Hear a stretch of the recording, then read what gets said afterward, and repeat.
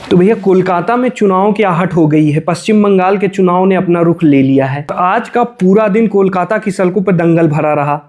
दरअसल हुआ कुछ ऐसा कि 11 बजे खबर आती है कि ईडी ने आईपैक के कुछ ऑफिसेस पे छापा मारा है और ईडी आईपैक के जो इस समय के हेड हैं प्रतीक जैन, उनके आवास पर भी पहुंची हुई है। ये खबर जंगल में आग की तरह फैली, वैसे ही पूरे कोलकाता में हंगामा हो गया।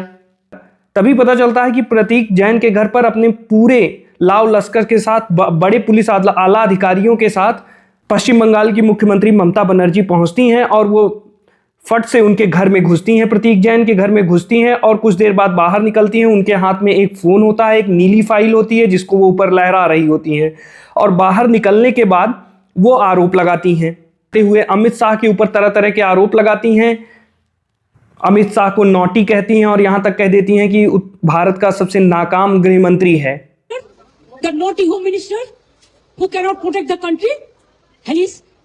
लेकिन ममता बनर्जी की ये झल्लाहट क्यों? क्योंकि आईपैक एक प्राइवेट संस्था है और आईपैक जो पिछले लगभग 7 सालों से उनका चुनावी मैनेजमेंट का काम देखती है। तो अगर कोई आईपैक जैसी संस्था है और वो चुनावी मैनेजमेंट का उनका काम देख रही है तो वो तो सिर्फ चुनाव मैनेजमेंट का काम करेगी। उसके पास वोटर लिस्ट होती हैं, जगह जगह के इक्वेशंस होते हैं, स्ट्रेटेजी होती हैं और ये स्ट्रेटेजी का अंदाज़ा तो दूसरी पार्टियों को लग ही जाता है। जैसा कि ममता बनर्जी आरोप लगा रहे हैं कि अमित शाह मेरे चुनाव से जुड़े फाइलें चुराने के लिए ईडी अधिकारियों को भेजे थे और वो ईडी के अधिकारी हैं, वो चुनाव की फाइल्स ले जाके अमित शाह को दे देंगे। तो ऐसा नहीं है, क्योंकि राजनीतिक पार्टियां अगर चुनाव लड़ रही हैं तो इतना उनको अंदाजा होता है उसमें क्या होता है।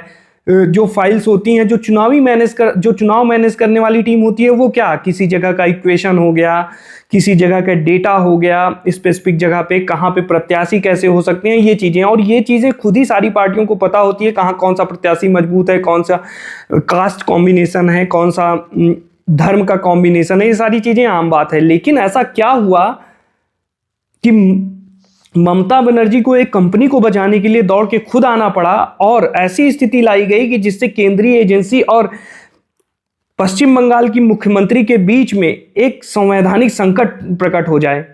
और ऐसा सुनने में आ रहा है कि वो अब तैयारी में हैं इन ईडी अधिकारियों के खिलाफ एफआईआर करवाने के लिए, उनको डिटेन करने की भी कोशिश करने में लगी हुई हैं। बात ऐसी है कि जब से अमित शाह ने पश्चिम बंगाल में आक्रामक चुनाव प्रचार शुरू किया है और घुसपैठियों के मुद्दे पर घेरना शुरू किया है, तब से ममता बनर्जी काफ़ी आशंकित नजर आ रही हैं और उनका वो विश्वास हिला हुआ नजर आ रहा है। और जो ये ईडी की रेड है, ये नहीं कहा जा सकता ये राजनीतिक नहीं है। चुनाव के पहले अक्सर होता है, क्योंकि जो ये पैसे का फ्लो होता है हवाला के थ्रू, इन सब चीज़ों के थ्रू, ये सब कंपनियां करती हैं, ये सब पार्टियां करती हैं। और इसको रोकने के लिए केंद्र की एजेंसियां, अब भाजपा की सरकार है तो भाजपा तो राजनीति में आई है, तो ऐसा तो है नहीं कि भाजपा सिर्फ ईमानदारी की राजनीति करेगी, तो उसका भी एक एजेंडा हो सकता है। लेकिन मेन उद्देश्य यही है कि पैसे। और ममता बनर्जी की जो झल्लाहट है उसको देखने के बाद तो ऐसा प्रतीत हो रहा है कि ईडी कुछ ना कुछ ऐसा लेके गई है, ईडी ने कुछ ऐसा नुकसान किया है।